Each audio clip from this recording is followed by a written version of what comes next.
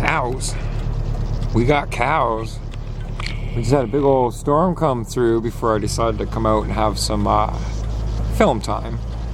Look at this. This is Elgin County back roads. Awesome 20km/h hill. Alright, let's get to our destination. So just down the road from historic Sparta, Ontario, on Sparta Line, between that, just out here, is the St. Thomas Raceway Park, Sparta Dragway, and here's why we are here today. This is one of the cemeteries that I did overlook, and it's not a huge one either. And it's kind of beautiful, you know, it's got this concrete foundation wall all the way around it. And no parking except for during funeral services. Luckily, the school is out, and I asked the teacher, or I'm assuming she was a teacher. Teachers are awesome. She said, yeah, school's out, no problems parking there. So we're gonna stop, and we're gonna, we parked, and we're gonna check out the cemetery. Here's a nice information plaque that might tell you guys a little bit more about this Quaker settlement at Sparta, and a lot of these people who founded this area might actually be in here today. So, Jonathan Doane, 1765 to 1847, a member of the Society of Friends, came to Upper Canada from Pennsylvania about 1789. He settled first in the Niagara Peninsula and then purchased 200 acres of wilderness here in South Yarmouth Township in 1813. 3 years later, Doane became a land agent for the Honorable James Beebe. After acquiring 3,000 acres for settlement, he returned to Niagara in Pennsylvania to recruit fellow Quakers. A community known as the Corners, or Yarmouth Corners, developed in the east of Doane's farm. Grist mill and tannery as well, so I read that wrong, but you get the idea. In 1820, he donated the land for a meeting house and this burial ground. The name Sparta was adopted by the settlement in 1834. So, could that be that this emptier section down here may have been where that meeting house was? Alright, on with the tour. I'm only actually seeing 2 graves way back there. Hopefully I only need this battery, otherwise we have to walk all the way back to the car and get the others, because I forgot the others in the car. But this is a fairly new battery, so we should be alright. Now if you look, there's only these 2 graves in this section. Lots of beautiful trees too. And then there's a little bit more in the next section, and we're gonna wander and we're gonna check out as many as we can see. It looks like there's a downed tree from the storm too. So these 2 right here are of the family name Fish.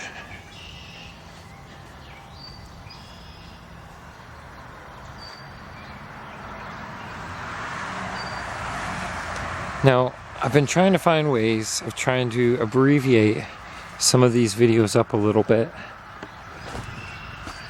and only try and look for the older graves, but I don't want to negate any of the other graves because they're all just as important. So this is the Friends Scattering Garden in this back section here.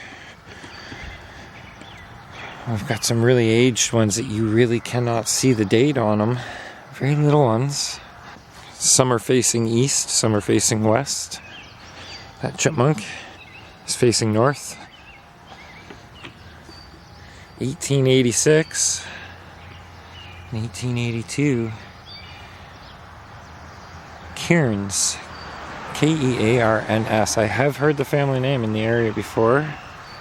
And this look like father, mother plot markers here. I imagine this could actually have some fairly old graves in it. This one here says Elizabeth.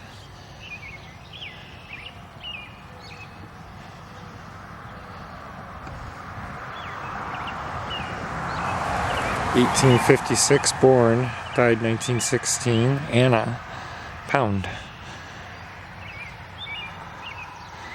Oh, what's this? Yeah, that was my niece. James, only son of Catherine Pound 1875 born. And it's hard to read, but it says killed March 30th, 1918 in the cruel war of 1914 to 1918. The cruel war. I'm not sure I've actually heard it refer to that, but war is cruel. Died 1882. James, I can't make out that last name. So yeah, it's been a little bit since I filmed a nice little cemetery tour. And I definitely wanted to get out here and cover this one because when I drove past it, I was like, wow, how could I have forgotten this beautiful little cemetery? A lot of these, it'd be just way too hard to try and read the date on them. This looks like a newer one. And yeah, this would have just recently came down. This whole tree. Wasn't like this the other day. Got a few more east-facing ones. If we get down low enough, maybe we can see the date on them. Really hard to see is 18-something. Same with this one. So far, the oldest grave that I've actually came across in Elgin County is 1800. I imagine much older than that, it would be really hard to read the date on a lot of them. Like this one here. Can you guys see that? It says the age there, but I think the rest of it is down. Alright, we'll go across these and then we'll come check these ones out that I missed over here. Margaret Mills. 1860 was her passing date.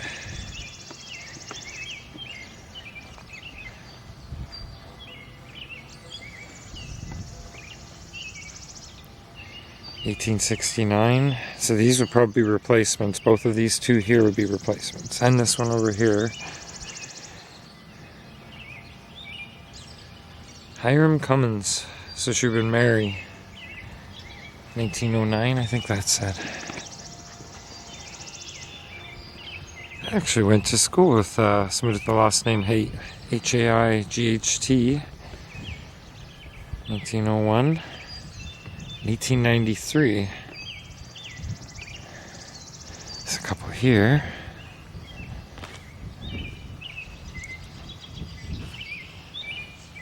And these older section right here, this whole row right here. And the sun's coming out. See, it told me it was going to be raining out by 6 o'clock, and I think I'm about 5:30ish right now. 1912. Some of these, like I said, you can't read the date on them. 1884. If you see that, if it wasn't for the little bit of red moss buildup, you wouldn't even be able to see that. It would just blend right in. 1878. I know, it's more than just the dates for me. But I really can't tell the names on some, but the dates are a little easier to see. 1877.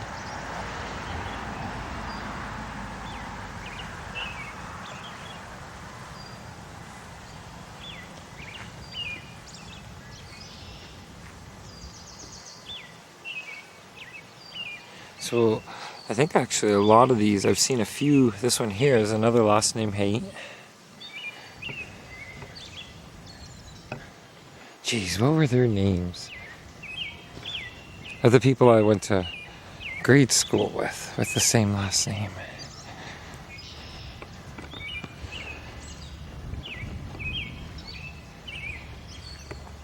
See a couple more over here that we might be able to read. A lot of these ones here, you cannot see the date on them. So I'll give you a nice shot of them. But I doubt we're going to be able to tell the date on some of these. They're pretty aged.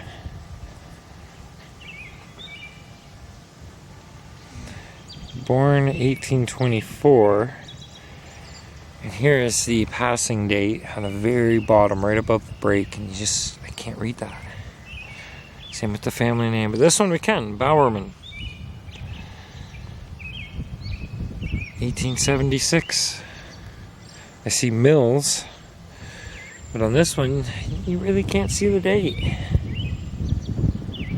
I see J.R. Hughes on here, and I think I've seen that on many others. That could be the people who manufactured that stone back then. 1878, 1883, 1887. And are they all Bowerman? No, she's a right. That one's Hathaway. That's a fairly, look at this tree here. Could be an original. Alright, on with checking some dates here. And some names. We got Graham there. I've known a few different Grahams. We do have an information plaque. Maybe I'll go up, I'll read that, throw it in the beginning of the video. So if you've already seen that, then you know I did good. Schoolie. Edward and Rebecca. Both born around the same time. About almost 20 years difference between the passing dates.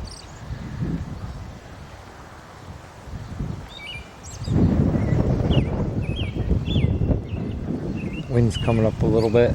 Once we get past all the trees, I'll show you guys where the weather's at. Ah, Zavitz.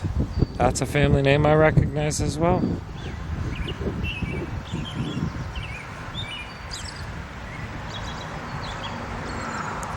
As far as I know, this is a neat shaped one.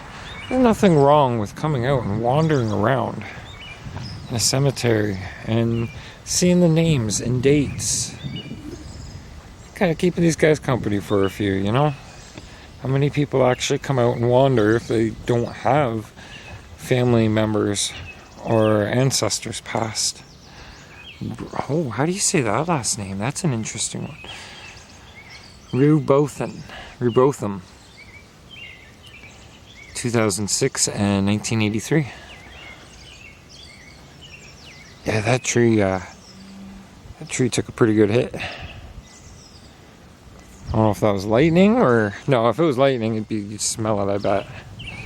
Okay, on over here. I have a feeling some of these might be newer ones, but there could be older ones in there. There's another Zavitz. Davidson. Eakins and Chase. There's another Schoolie. Okay, we'll continue over that way in a minute.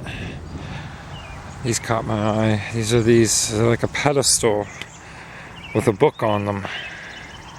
Definitely cannot read anything that's on there.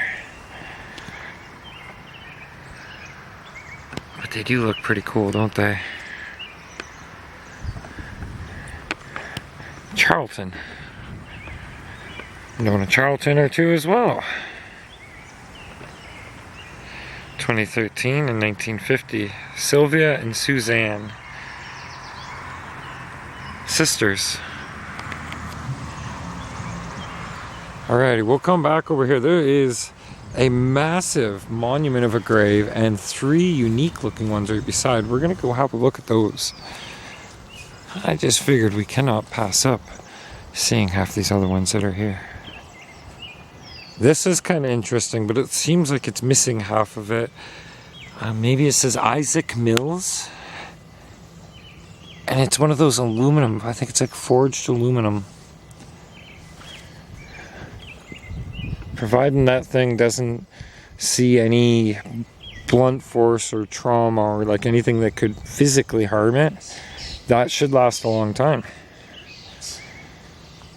I don't think they'll fade like these unless, of course, it gets that build-up aluminum gets. 1875. Welding. Annie Welding.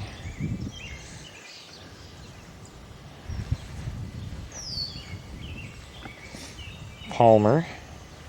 Definitely a lot of Palmers in the St. Thomas area.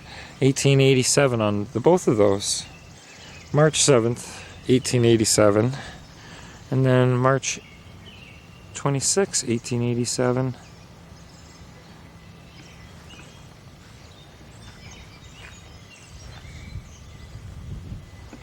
It's actually kind of sad, you know, when you think about these two.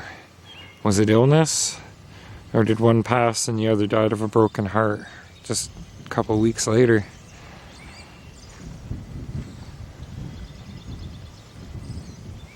See, 1800s on a lot of these. Or is that the born dates? Those might be the passing dates. Not much left of this little guy over here.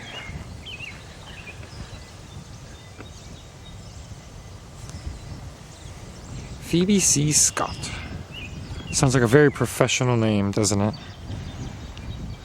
John Scott, 1925.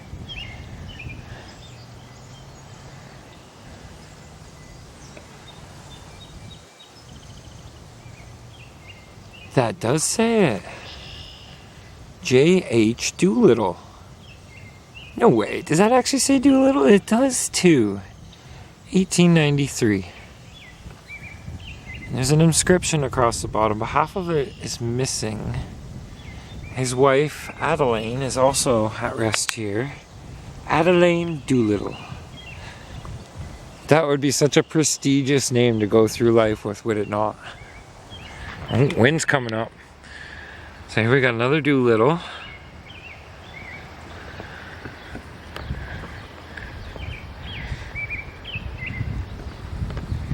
Alright, well this rain's gonna hit soon, so not to rush through any of this. But we're gonna take a chance of getting rained on, I guess.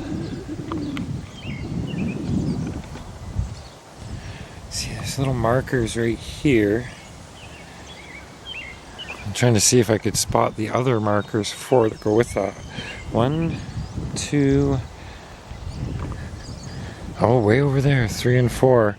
So this would probably be like a family plot, and they bought the whole section, and it's Baker is the family name. Well, let's go to this one here and see if we can't see a date somewhere on it. Oh, can't really even read it. Maybe the shadowing that shows up on film, you might be able to tell. But in front of it right now, I can't. Bailey.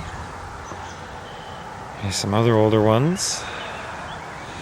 Unfortunately, non-readable, can't see them, but they're still quite nice to see. King and Bailey on that. Chase.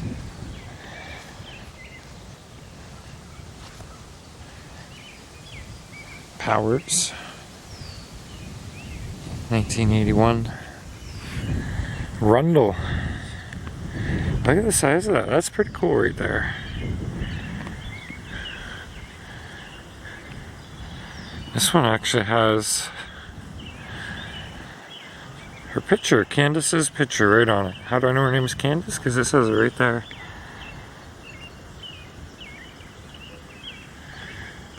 Wilson. Brubaker or Brubacher. Swayze. And a couple more Zavitses back here in the corner. I imagine, because I know out towards Belmont area, the Zavitz is a big farming name. So your chances are going to see a lot of Zavitzes in the area.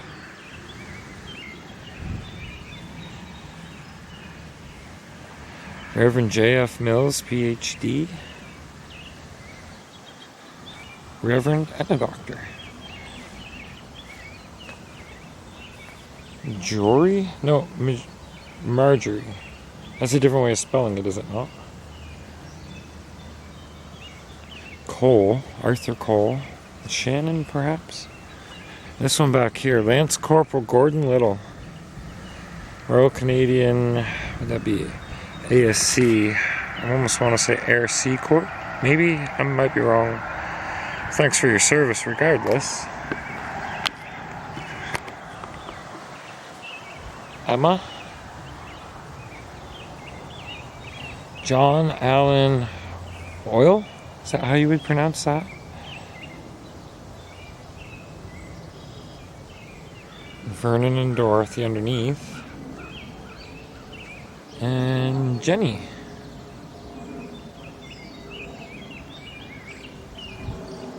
So I do plan on trying to get in a few more of these cemetery tours. There's Ephraim Haight, 1812 to 1887.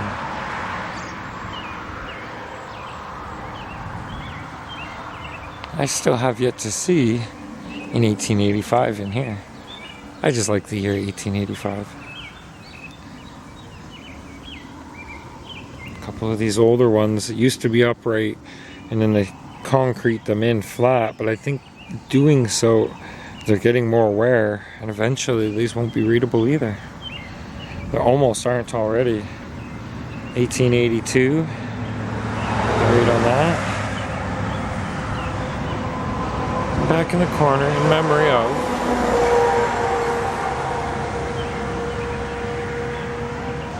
Now let's get over here and have a look at this giant monument.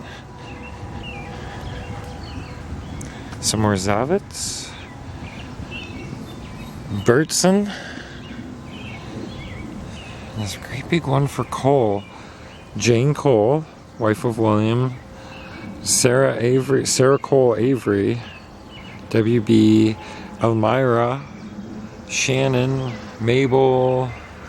John. Anna. Jenny. J.A.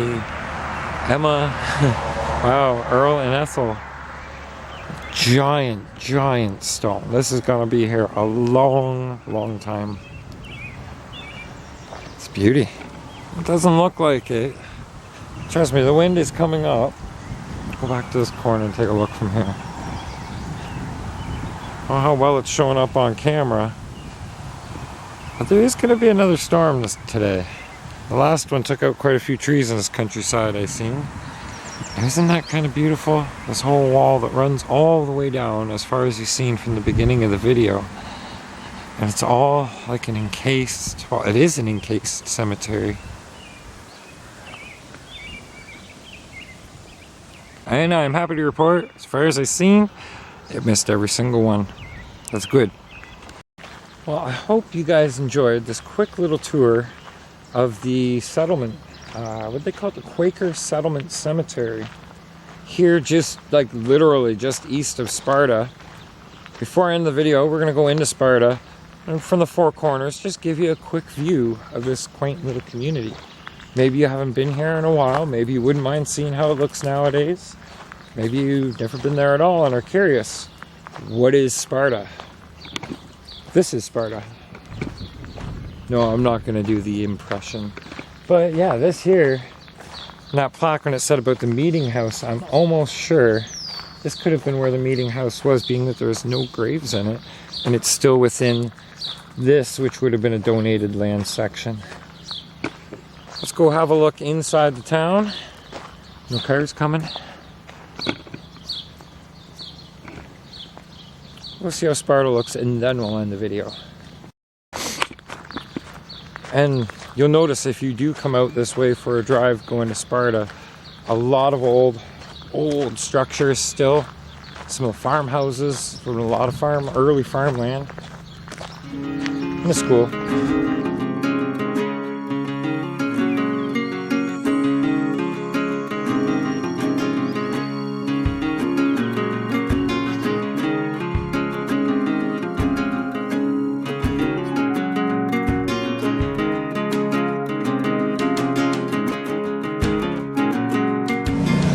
I love the small town. St. Thomas has lost its small town vibe in some parts.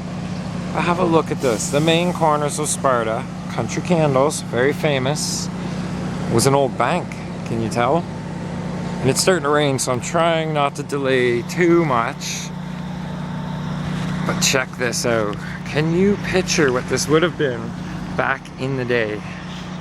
I wouldn't mind finding out where the old grist mill was, because there's a creek right here. It's awesome seeing the old history, seeing a lot of it preserved. This is Whistle Stop Peddlers. Something for everyone. One day when everything is open, we're going to come back out and have a look in some of these shops in Sparta. If you'd like to see that, let me know. The old phone booth. I wonder if that phone still works. Actually, you know what? It's a phone. Every time I see a payphone, I often like to check. Oh no, it's actually locked up. 10 cents a phone call, not for many a decades. Isn't that cool? A few more quick little buildings to show. This is Peter Robson Studios, Sparta. I'm gonna guess it's a lot of painting and photography. Nice little information plaque celebrating Sparta's 200th anniversary. Oh, really? And this building right here, actually, I mean all of them. All of these houses and buildings along the main street just still have that original vibe to them. Julia Hansford's Sparta Studio. And check this out. We're all mad here. Is that not the cutest little... Okay, we are coming back. We gotta see what's in her shop one day. And there's an information plaque on the front of that, but it's starting to actually rain. Oh heck, let's go check it out. And of course, for the old gearheads, there's an old shop down here too. Okay, I'm glad I came over and had a look. One more quick look down the tree in that brick building over there. But this, ye old forge and anvil, 1827, and this is a heritage property right here. 1827. If you want to pause it, here's a quick little interesting bit that you may enjoy a read through. I read through it real quick and I'm running out of battery now. Oh well. Thanks for watching, guys. I hope you watched all the way to this point. If you did, please let me know in the comment section down below. And if you want to see me come back out and do a proper full video tour of Sparta, we'll find out everything we can and then come out here and do a proper tour video. The Abbey, probably another heritage building. Yep, I see the heritage thing on it. You want to read through that? Pause right there and give her a read.